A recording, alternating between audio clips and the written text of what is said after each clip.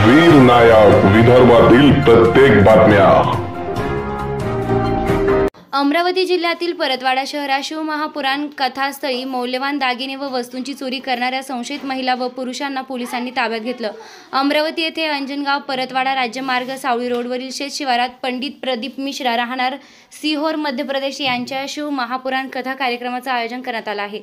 सदर शिवमहापुराण कथेमध्ये अमरावती जिल्ह्यासह महाराष्ट्रातील इतर जिल्ह्यातील व मध्य प्रदेश राज्यासह इतर राज्यातील भाविक लाखो संख्येने आले असून सदर कथास्थळी गर्दीचा फायदा घेऊन महिलांच्या गळ्यातील दागिने चोरी करणाऱ्या महिला व पुरुषांना पोलीस स्टेशन परतवाडा मालमत्ता व गुन्हेगार शोध पथक स्थानिक गुन्हे शाखा अमरावती ग्रामीण पथकानं कथास्थळाकडून गर्दीमधून ताब्यात घेऊन डिटेन करण्यात आला आहे।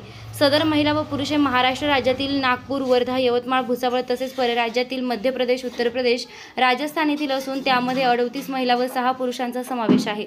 ताब्यात घेतलेल्या महिला व पुरुषांवर परराज्यात तसेच महाराष्ट्र तसेच इतर राज्यात बरेच चोरीचे गुन्हे दाखल असून त्यांनी सदर कथास्थळी चोरी करण्याकरिता आले असल्याचं सांगितलं। शिवमहापुराण कथेच्या पहिल्या दिवशी कोणताही अनुचित प्रकार घडलेला नसून सर्वांना सतर्क करण्याबाबत परतवाडा पोलीस स्टेशनतर्फे आवाहन करण्यात येत आहे। परतवाडा येथे आजपासून प्रदीपजी मिश्रा महाराज यांची शिवपुराण कथा सुरू झालेली आहे।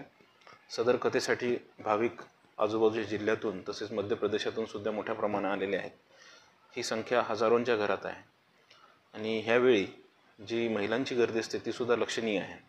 ह्या महिलांच्या गर्दीमध्ये काही महिला पुरुष हे त्याचा फायदा घेऊन महिलांच्या गळ्यातील मंगळसूत्र किंवा इतर वस्तू, इतर दागिने, मोबाईल असे चोरण्याचा प्रयत्न करतात। हा आमचा पूर्वीच्या जिथं कथा झाल्या तिथला अनुभव आहे।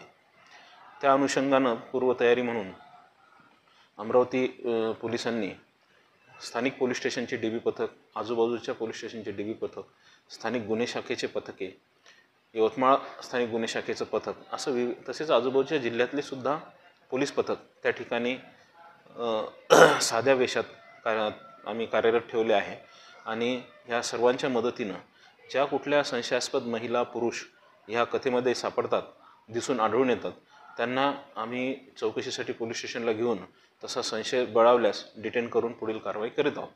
आज कथेचा पहिला दिवस होता आणि आजच्या दिवशी जवळपास 38 महिला आणि 6 पुरुष आम्हाला अशा संशयास्पदरित्या आढळून आल्या, त्यांना डिटेन करून पुढील कारवाई करण्यात येत आहे।